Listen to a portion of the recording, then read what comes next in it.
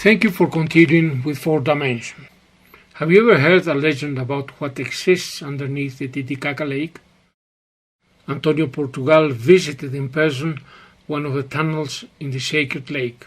Next, his controversial testimony. My experience with the Chincana starts in the island of the sun. With great enthusiasm, I traveled there since I felt that I have to be in the island. Together with my friend Juan Carlos, who had recently arrived from the United States, we walked for about 45 minutes until we were close to the coastline of the Titicaca Lake.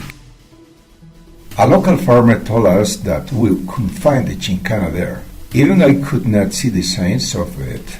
To be able to open the entrance, he told us that we have to dig until we come across the slab.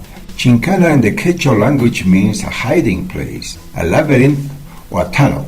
In the Aymara, it also signifies a tunnel or hiding. We worked hard until we come across the slab. Then the problems arose of how to move it. The slab, or stone door, was around 2 meters by 250, too heavy for only 3 persons. Fortunately, the slab had 4 handles. The farmer used them to level up while we placed stones underneath. We opened the slab sufficiently to allow a person to slide out it. We questioned ourselves as who should enter first, but before anyone went in, as soon as we pried the slab open, a foul putrid smell came out that made me think that we had opened a tomb. Juan Carlos decides to go in first, but he went and came out instantly, since apparently he got scared. I asked the farmer if he wanted to go in, but he simply shook his head, telling me after that he will not enter into the tunnel. Given that we were already in the place and dusk was setting in fast, I decided to go in. I placed a wet cloth over my mouth, grabbed a rope and a light torch, and started to go down the step of the Chincana. As I went down, I was able to see drawings carved in the stone. One of the drawings resembles the beak of a condor. Unfortunately, all of the rest was covered in mud and weeds, given the passage of time.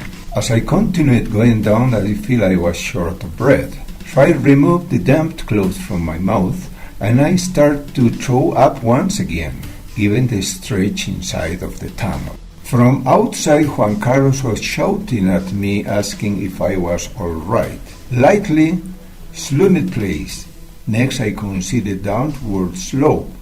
The rope proved to be short, which is why I decided to leave and bring a better equipment, given that this could be proved to be the discovery of discoveries in America.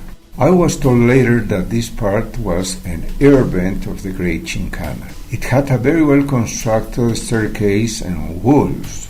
The drawing and writing that could be seen on the wall proved that this had to do with a very advanced civilization.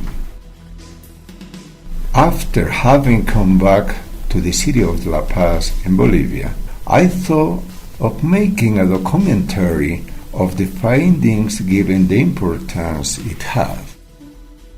I arrived home at night, and between 12 and 1 in the morning, in the middle of the dark, 2 luminous light wings appeared in my room. Interestingly, they did not use the door but come through the wall. One of the wings stood in front of me. I was lying down in my bed in the dark. The other one sat down next to me. He took and held my left hand. I could feel his luminosity being transferred to my hand. The wings that visit me transmit the following message: that I was not prepared, nor was humanity, to learn where the Chincana was, given we are still destructive beings.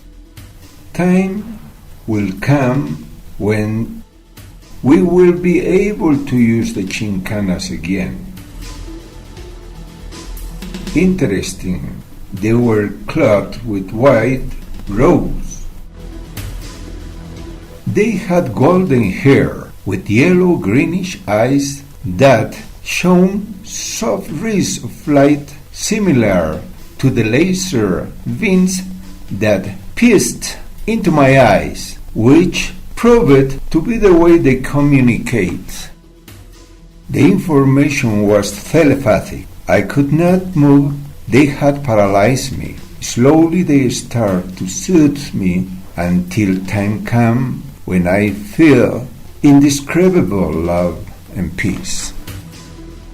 I was not able to go back again to the Chincana as they had ordered me, but every time I visit the lake, I travel to that community that is growing something in the future could affect the entrance. I'm not worried because I know that the Chincana of the Titicaca is safe.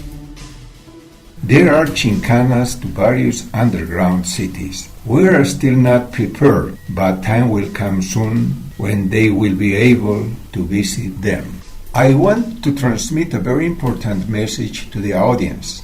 We have one of the most beautiful lakes in the world, a cradle to various cultures, such as the Chiripa, the Great Tiwanaku, and the Inca Empire, but it runs the risk of disappearing.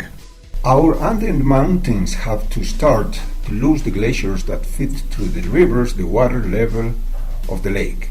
It is up to us to look after it. Do not destroy throwing harmful debris into the lake. Everything but it has to end. We have to take care keeping the lake safe. With this reflection, I end this interview. Thank you very much.